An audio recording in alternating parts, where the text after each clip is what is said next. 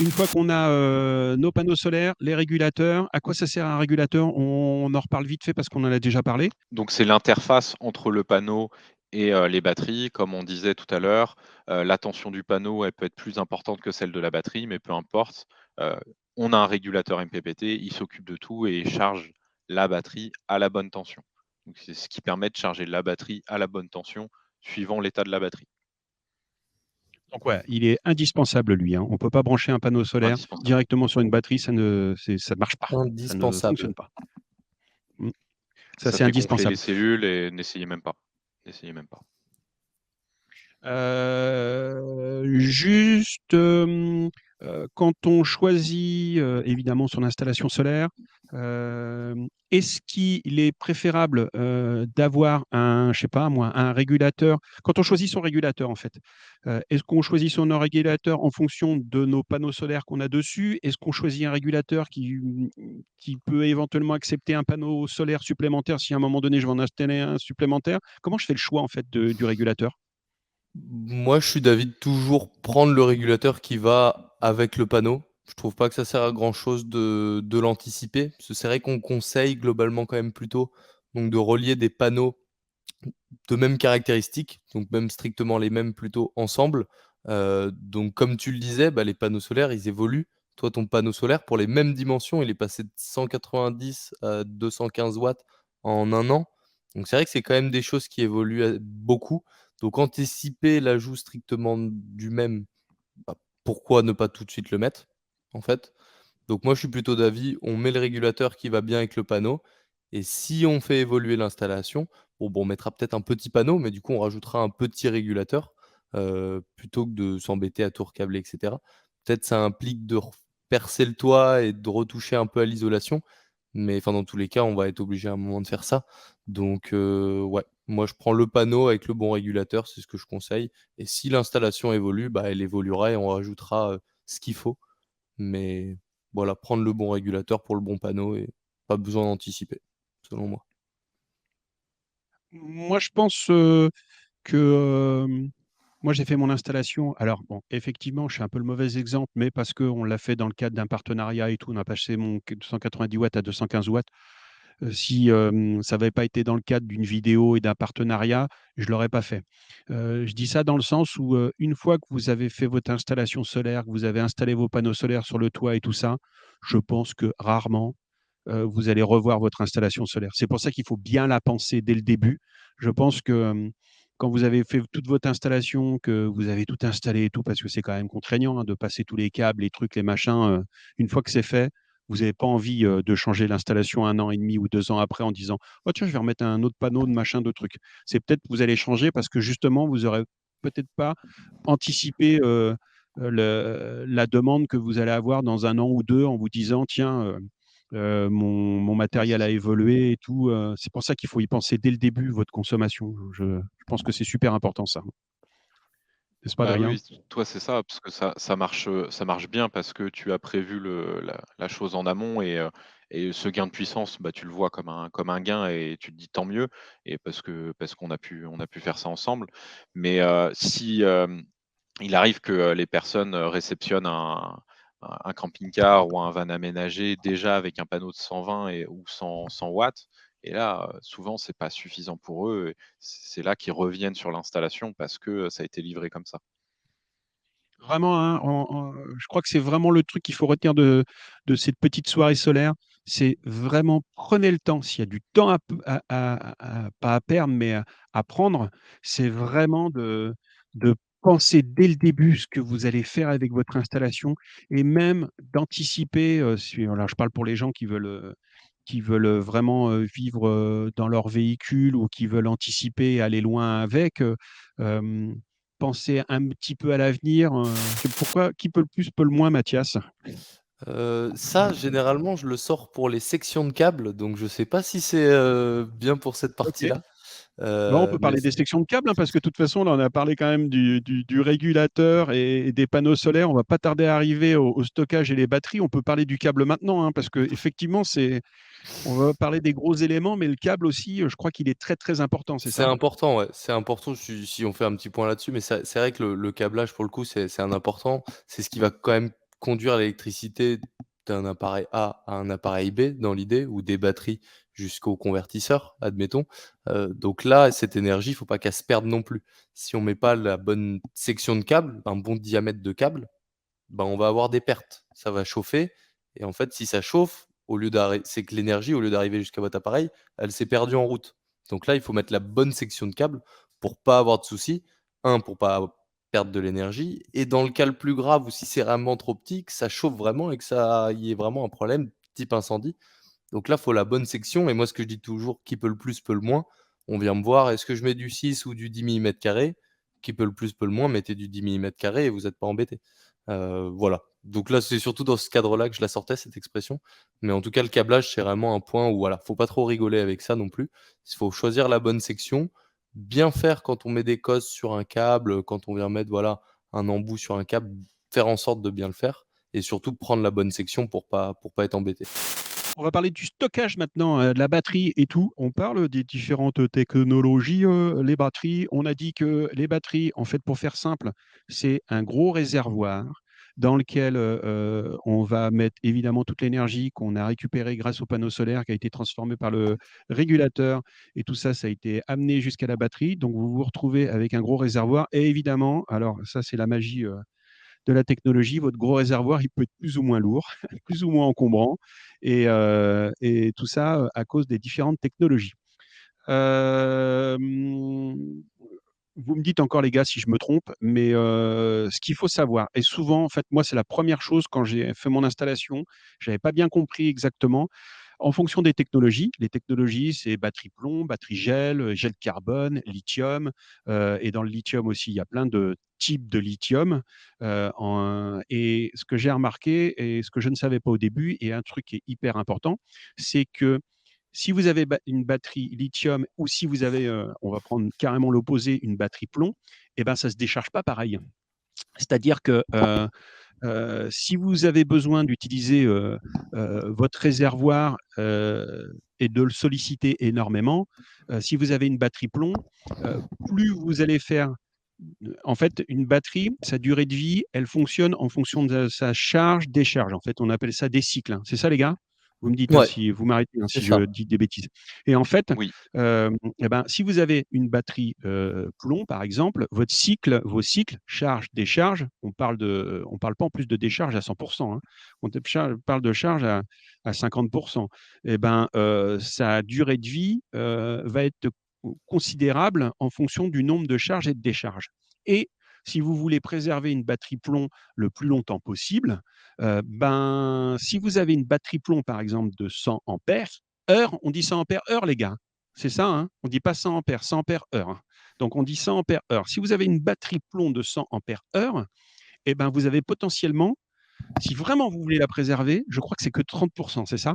Donc, ça veut dire que vous avez que 30 ampères, c'est ça? Si vous voulez lui garder sa vie longtemps, vous pouvez évidemment la descendre à 50%. Vous pouvez évidemment descendre plus bas. Mais plus vous allez descendre bas dans la réserve, ben, plus ça va lui demander, plus ça va jouer sur son espérance de vie. On est d'accord, les gars, sur tout ce C'est que je dis ça, là? c'est ça, C'est on est ça. d'accord. Oui. Globalement, une batterie, elle sa durée de vie est calculée en cycle, et un cycle, c'est une décharge et une recharge, et ce cycle-là, il est calculé par rapport à un pourcentage de décharge et donc après de recharge, et c'est vrai qu'il faut regarder ça. Là où on va dire, donc tout ce qui est gel, AGM, plomb, on va appeler ça batterie ancienne, mais j'aime pas trop ce terme parce que ancienne, on pense obsolète, alors que non, c'est juste une autre technologie. Peut-être qu'on maîtrisait un peu mieux il y a quelques années. Là, maintenant, on commence à maîtriser le lithium. Après bon, on distinguera les usages, mais on parle en cycle, et donc là, voilà, c'est plutôt calculé pour pas descendre en dessous des 70%, 60%, 50%. Là où le lithium, heu, pour une 100 ampères-heure, on peut descendre bien plus bas, jusque 20%, admettons, sans du tout impacter la durée de vie. Donc c'est là où le lithium, on a peut-être plus d'énergie disponible, heu, que du gel. Après, ça veut pas dire que c'est que mieux et moins bien, le gel est que moins bien.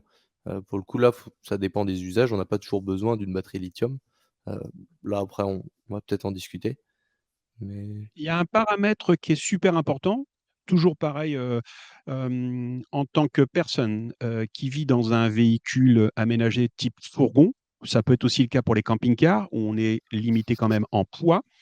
Au-delà de la performance du lithium et des batteries plomb et autres, il y a le poids. Et c'est vrai que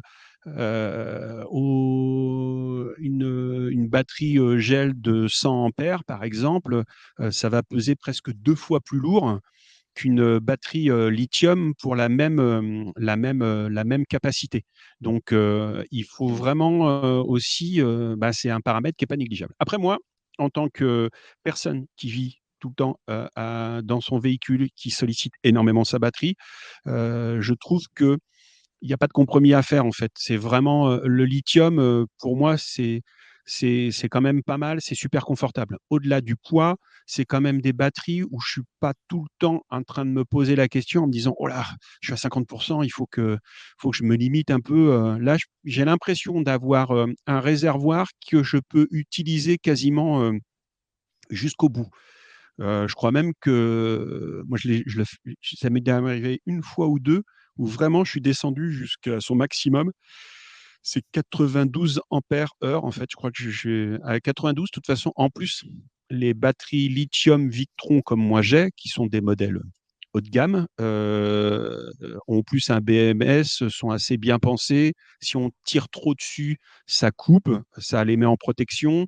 Je ne sais pas s'il y a ça sur toutes les batteries lithium, je ne sais pas. Les garçons, Adrien? C'est obligatoire. Si, normalement si, ouais. Ouais, ouais, sur toutes les batteries lithium, tu as un BMS, c'est pour la sécurité en fait, pour les batteries lithium, pour une question de sûreté, même si les batteries, lithium, comme on a dit, il y a plusieurs sous-catégories de batteries lithium et les batteries lithium que l'on a sur le site qui s'appellent lithium fer phosphate, aucun, souci de sécurité.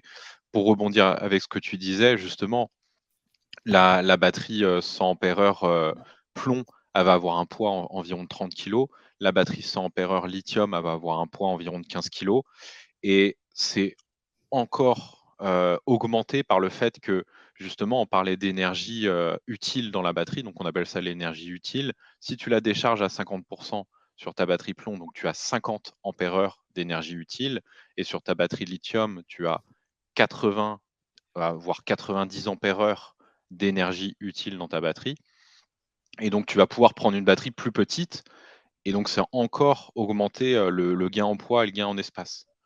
Puisque finalement, si toi tu as besoin de que 50 ampères-heure par jour et bah, tu es pas obligé de prendre une batterie 100 ampères-heure, mais tu peux prendre encore plus petit en batterie puisque, tu auras, quand même, cette énergie-là disponible dans ta batterie. C'est l'avantage aussi du lithium, c'est pouvoir encore prendre plus petit en batterie, gagner en poids, gagner en espace. C'est ça, quand on parle de poids gagné, on parle aussi en dimension, en lithium. On est toujours aussi gagnant en termes de dimension. Là, je suis allé vérifier, j'avais pas tous les chiffres en tête. Une batterie 100 ampères-heure sur notre site en plomb carbone, on est à 30 kilogrammes, là où une lithium, on est à 11,5. Donc, on est Mmh, ouais, presque c'est même même sur un plus rapport, petit, hein. fois 3. Ouais, Donc, c'est pas négligeable, hein. C'est pas négligeable, hein. C'est pas négligeable. Hem, on parle beaucoup là, on a parlé du plomb, on a parlé des extrêmes entre le plomb et les batteries lithium, mais pour une histoire de budget aussi et je sais qu'elles ont des très bonnes performances aussi, c'est les gels carbone, hein, c'est ça aussi? Il y a les batteries gel carbone. Est-ce qu'on peut en parler, Mathias? ouais, bah, c'est vrai que les gels plomb carbone, c'est une technologie, on va dire, un peu hybride qui se trouve entre, on va dire, le gel classique et le lithium. Donc là, pour le coup, celle-là, par exemple, on peut la décharger, jusque 50 sans trop, toucher à son capital vie, j'ai envie de dire. Et c'est vrai que c'est un peu le bon compromis. On va avoir des meilleures performances, donc pouvoir les décharger un peu plus basses. Après en termes de poids, on reste quand même sur des choses similaires par rapport à ce qui se fait en gel. Mais du coup, on a ce que disait Adrien, cette capacité utile, heu, plus efficace par rapport à du lithium. Hem, donc voilà. Après, c'est vrai que nous, on essaie de se renseigner un maximum sur ce qui se fait et on rentre de plus en plus de technologies, de batteries à technologie lithium BMS interne. Parce que c'est vrai que c'était peut-être un produit qu'on voyait comme, très cher, un peu luxueux ou vraiment pour les installations il y a de ça quelques années. Mais là, le lithium est de plus en plus en train de se démocratiser et même sur notre site, on arrive à avoir des performances prix qui deviennent très intéressantes pour le lithium par rapport à du gel et l'encombrement que ça peut être. Gel ou plomb. Puisqu'on parle de lithium, juste, on va casser une idée reçue parce que souvent les gens confondent, et moi ça m'est arrivé aussi plein de fois aussi, j'ai même fait des erreurs dans certaines de mes vidéos. Quand je disais lithium, parfois je disais lithium-ion, mais en fait non, la plupart des batteries, c'est ça, c'est du lithium fer phosphate et en fait, Tout- hem comment? Adrien? Toutes les batteries sur notre site sont lithium fer phosphate. Et ce que Les je voulais batteries dire, en 12 fait, volts sur c'est que notre site. des fois, il y a des idées reçues en disant: «Ah ouais, mais le lithium, c'est hyper dangereux, ça explose, tout ça» et bah, justement, les lithium fer phosphate, en tout cas, enfin, moi, j'ai un souvenir, d'avoir fait un salon avec vous, d'avoir d'avoir eu après, vous m'avez refilé une batterie de 60 ampères heure lithium qui avait fait une chute de 1,20 m et elle avait bien Depuis frappé mon le sol marchepied, ouais. et elle fonctionne toujours, hein. Elle fonctionne toujours, c'est celle qui me donne la lumière là en ce moment. Donc voilà. Donc en fait, c'est quand même, assez fiable quand même le lithium fer phosphate, plus que le lithium-ion dans les téléphones portables. Mais vous pouvez regarder sur internet, donc lithium-ion ou lithium, nickel, cobalt, manganèse. Donc c'est les batteries qui sont dans le téléphone. Il y a des tests sur internet, assez costauds, hein, dans lequel, ils tapent dans la batterie, jusqu'à l'ouvrir et vous verrez que la lithium fer phosphate, est plutôt safe. Ouais. En fait, c'est, Il y a pas de tout ça pour danger. dire que c'est pas la même technologie et que vous risquez pas que ça se mette à Non. s'enflammer. C'est plus le téléphone portable que vous avez à côté de vous quand vous dormez qui risque, plus de vous porter des ennuis que la batterie, de votre véhicule. C'est Enfin la sûr. batterie, cellule de votre véhicule. C'est ce que je voulais dire, quoi. Et les Heu, batteries bah, pareil, hein, j'avais fait une petite annotation sur, le prix et la qualité, mais c'est un peu comme les panneaux solaires, hein, il y a pas de secret, hein. C'est C'est ça. que, à un moment Bah, j'en reviens à l'exemple là pour le coup qui se prête bien de la pile. Bon, bah, là, c'est pareil. Si vous achetez des j'ai pas envie de citer de marque, mais Duracell, voilà, bah, connu, reconnu. Vous savez que normalement avec votre télécommande, vous allez pas avoir de soucis. Bon, si vous prenez une marque qui a pas de nom, là, au bout d'un mois et demi, vous avez plus de piles, vous pouvez pas vous étonner. Bon, bah, c'est un peu pareil avec les batteries. Heu, voilà, moi, j'ai toujours tendance de dire: «Allez regarder les avis». Maintenant, on a les réseaux sociaux. Vous pouvez demander avis à des gens sur les fournisseurs et cetera. Renseignez-vous avant d'acheter et puis s'il y a des bons retours, allez-y. Mais voilà, je moi, j'ai toujours tendance à privilégier le retour d'expérience, c'est ce qu'il y a de mieux quand même. Donc et les fiches heu techniques aussi, en termes de caractéristiques techniques, on le voit entre une batterie haut de gamme et une batterie bas de gamme. Les courants de charge, les courants de décharge ne sont pas les mêmes, les durées de cycle, tout ça, c'est en fait affiché par le fabricant et en comparant les batteries, on voit que une juste batterie bas mettez de les 2 gamme ne fiches à vaut pas une côté, batterie haut de gamme. même si ça vous dit pas grand-chose, vous mettez à côté le nombre de cycles, le courant de charge et de décharge. Bon, ça dit pas grand-chose à tout le monde, peut-être, mais au moins vous comparez chacune des caractéristiques et si tout est inférieur, bon, bah, vous pouvez déjà vous dire: «Ça, c'est mieux, ça, c'est moins bien» et c'est déjà un premier pas. On a là, par contre, c'est intéressant,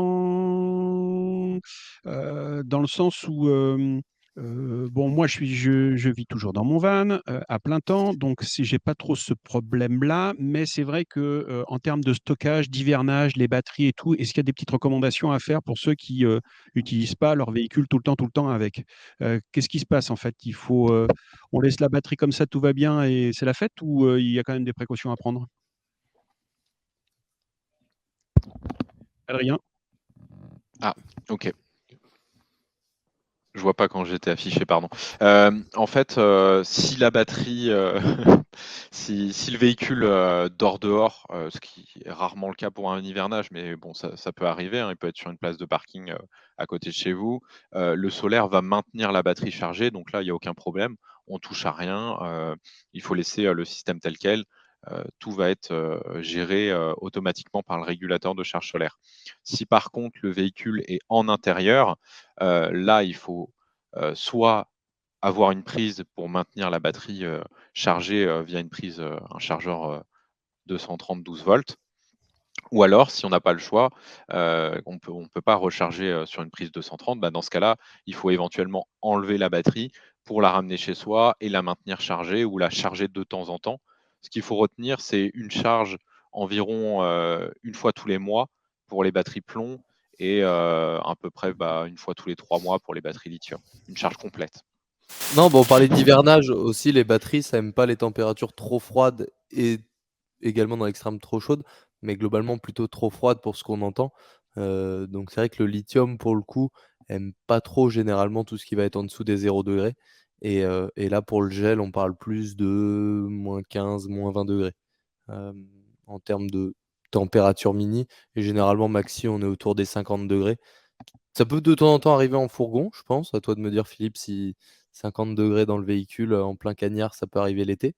Mais après globalement, ça va. Ouais, alors j'avoue que j'ai jamais eu de soucis, heu, l'hiver non, pas eu de soucis, et l'été non, pas eu de soucis. En plus, moi, c'est un peu particulier parce que pour des histoires d'encombrement et de place, j'ai mon convertisseur, par exemple, on va en parler tout à l'heure des convertisseurs et ma batterie, lithium qui est à côté de d'un de mes tuyaux, en fait, qui puise de l'air chaud, et c'est vrai que des fois, ça chauffe un peu. L'été, c'est quand même enfermé dans un caisson. Il y a assez peu de ventilation, mais ça va, ça fonctionne. J'ai jamais eu de soucis majeurs, et je l'ai jamais eu à 50 degrés quand même, parce que même quand il fait très chaud dans le véhicule, le fait qu'elle quand même soit dans un caisson, ça reste quand même relativement tempérée. Je crois qu'elle a jamais dû dépasser, je crois qu'on peut le voir d'ailleurs sur le contrôleur de batterie. C'est quoi le voltage? Alors évidemment, en fonction, d'une batterie plomb, gel carbone ou lithium, le voltage le plus bas, qu'il faut pas dépasser. Je sais que ça varie en fait en fonction de la de la batterie, de la technologie de la batterie, je cherchais le mot. C'est quoi à peu près les ordres de valeur, Adrien? Moi, je dirais au-dessus de 12,3 volts, et surtout pour les batteries lithium parce qu'on se rend pas compte, mais à 12,3 volts, en fait, on est déjà, assez bas, dans la batterie. La batterie lithium, c'est une batterie qui va garder une courbe de tension assez haute et après qui va s'effondrer, assez rapidement et c'est tout à fait normal, hein, c'est comme ça qu'elle fonctionne. Donc, on va être à 13 volts, régulièrement et après dès qu'on arrive à 12,3 volts, là, il faut commencer à réfléchir à comment on va recharger notre batterie, heu, pas paniquer, hein, mais réfléchir à comment, recharger en plus du solaire si le solaire ne suffit pas, par exemple. Et même pour les autres batteries, les autres technologies? Ouais, même pour les autres technologies, ouais, ouais. On est On peut dans aller en dessous, cet hein, mais ordre-là. le 12 but, volts, à 12 le volts, faut s'inquiéter. D'accord. Donc, voilà, les amis, si vous avez 12 volts sur votre batterie, il y a un truc tout bête aussi que je ne savais pas et qui m'a pas bien servi, mais qui m'a servi, c'est que, forcément, quand vous sollicitez votre batterie, imaginez votre batterie, elle est à, on va prendre une valeur simple, 12,5 volts. Quand vous la sollicitez, au moment où vous la sollicitez, ça va afficher, 12,3, 12,2 parce qu'elle est sollicitée. Donc pas d'inquiétude, elle est pas, dans un état critique. Et si vous voulez avoir vraiment la charge, de votre batterie, si vous n'avez pas de contrôleur de batterie, eh bien, il faudrait mettre en repos la batterie, c'est-à-dire qu'il faudrait pas la solliciter pendant 1 heure, je crois, ou 2 heures, 2 heures maximum, je crois. Et au bout de 2 heures, vous aurez le voltage qu'elle a, en fait, la capacité qui reste. C'est-à-dire qu'à ce moment-là, elle vous mettra le bon voltage. Elle vous dira si elle est à 12,5, c'est que ça va encore. Si elle est à 12,3, à 12,3, ouais, c'est là, il y a un petit souci, quoi. C'est ça, hein, Adrien? pardon, je lisais le chat. Ouais, c'est ça. C'est Moi, ça alors, j'ai Mathias? écouté. C'est ça. Ouais, ouais, ouais, non, c'est ça. Il y a pas de souci. Ouais, c'est Désolé. ça, C'est hein? ça. J'explique bien, les gars? 1 heure, c'est déjà bien. 1 heure, c'est déjà bien pour qu'elle remonte en tension et puis estimer, un voilà, entre guillemets, «un pourcentage» par rapport à la tension. Et c'est ce que disait Et Adrien, c'est qu'on dit toujours le pourcentage, c'est dur à définir avec la tension, surtout avec du lithium, parce qu'elle va avoir vraiment une courbe, on peut aller vous pouvez aller regarder dans les fiches techniques des ça a une courbe comme ça, donc c'est très difficile d'estimer, son taux de charge avec juste une tension, et hop, d'un coup, elle va s'écrouler et on va dire: «Ah bah, c'est trop tard, on est déjà sous les 20 entre guillemets, «c'est trop tard», ou du moins, bah, on la sursollicite. il y a un autre truc aussi à contrario, et ça, je me suis fait avoir au début parce que j'y connaissais rien, et c'est qu'il y a l'illusion de la charge. L'illusion de la charge, c'est quoi?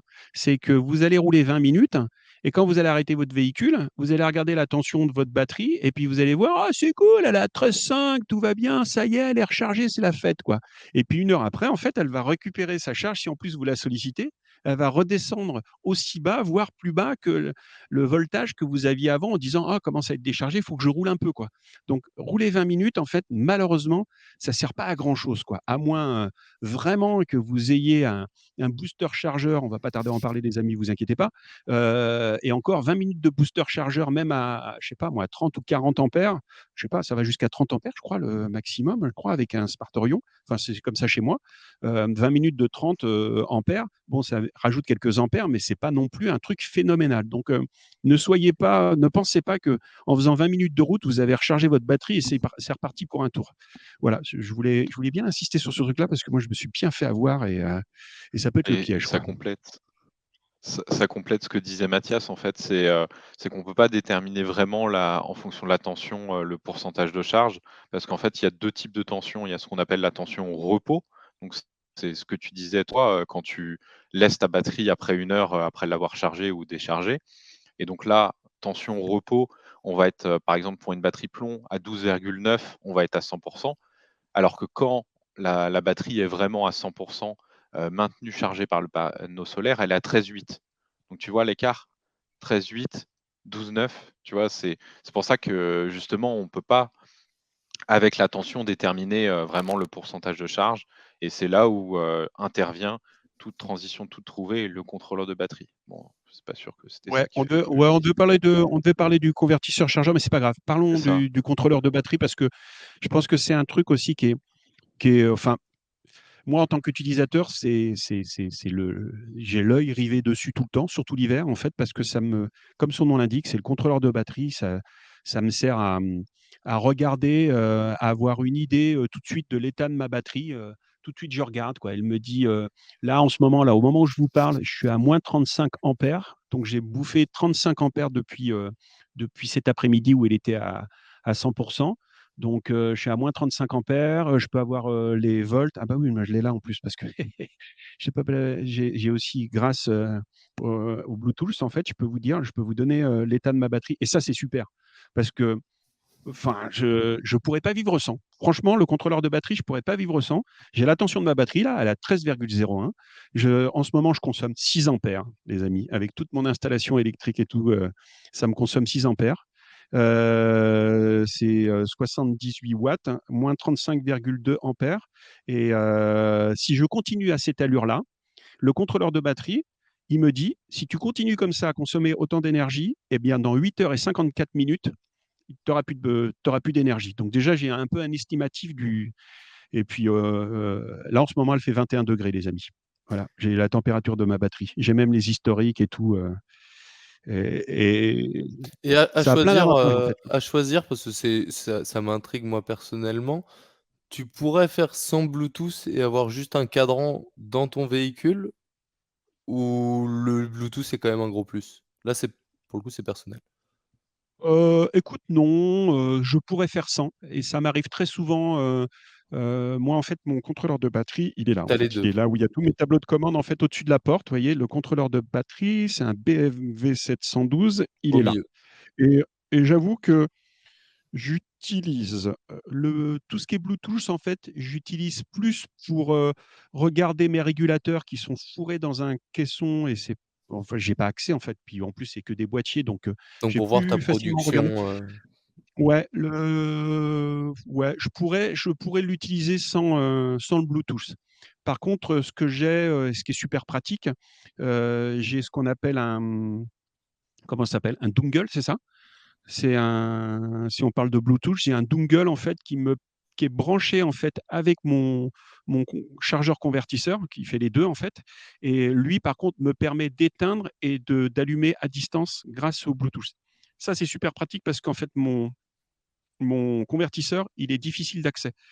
Donc, et comme le soir, quand je me couche et que j'ai plus besoin d'électricité et pour économiser de l'énergie, je coupe à distance, en fait, parce qu'il est difficile d'accès, je coupe à distance, en fait, le multiplus. Donc pour ça, ouais, c'est pratique. Après, je pourrais. C'est pas que c'est gadget, parce que ce que tu n'as pas avec le contrôleur de batterie, le BMW, c'est l'historique en fait, les consommations et tout ça et tout ça. Bah, Tu tu peux vas lui l'avoir, dire, mais tu vas l'avoir ligne par ligne. Enfin voilà, c'est pas visuel, tu vas avoir un peu du mal et c'est vrai que des clients ou s'ils s'orientent sur, on va dire, le moins cher, c'est un peu soit l'un soit l'autre. Soit on a l'écran, soit on a le Bluetooth. C'est vrai que moi, j'ai toujours tendance à conseiller le Bluetooth parce que voilà, je trouve ça plus visuel, toutes les infos sur l'appli. À choisir, en fait, si tu as que l'un ou l'autre, moi, je recommande toujours la version Bluetooth. Heu, Après voilà, je voulais avoir ton avis là-dessus, si tu pouvais t'en passer. Ça se fait avec ce que tu me dis. Heu, ouais, ça se fait, ça se fait, ça se fait. Après, je trouve comme ouais, ça se fait, ça se fait. C'est pas, si oui, s'il y avait besoin de faire une petite économie, peut-être, ouais, c'est pas Parce que toi, tu as les handicapant 2. de se Toi, tu as retrouver. l'option où tu as les 2. Pour ceux qui devraient choisir plutôt l'un ou l'autre. Oh, bah, pas forcément Bluetooth, en fait, parce que je OK. vois dans mon utilisation, finalement, je rentre assez peu dans tu vois, là, ça faisait très longtemps que j'avais pas regardé l'historique, hein. Le cumul des ampères consommés. Alors, je ne sais pas depuis combien de temps, puisqu'en fait, est-ce qu'on l'avait réinitialisé la dernière fois? Je suis quand même cumul des ampères consommés 187 000, non, 18 799 ampères. Alors, je ne sais pas si c'est depuis le début. Je ne sais pas si c'est depuis le début ou si c'est depuis la fois où on avait changé avec toi, Adrien, tout ça. Tout le...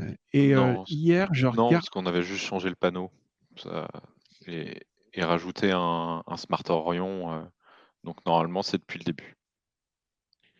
D'accord. Et allez, pour les régulateurs, en fait, là, j'ai accès aux régulateurs aussi via le Bluetooth. Ça, c'est intéressant, par contre, d'avoir le Bluetooth. Alors, mon panneau de 215 watts, alors, c'est pas mon panneau de 215 watts, c'est mon régulateur.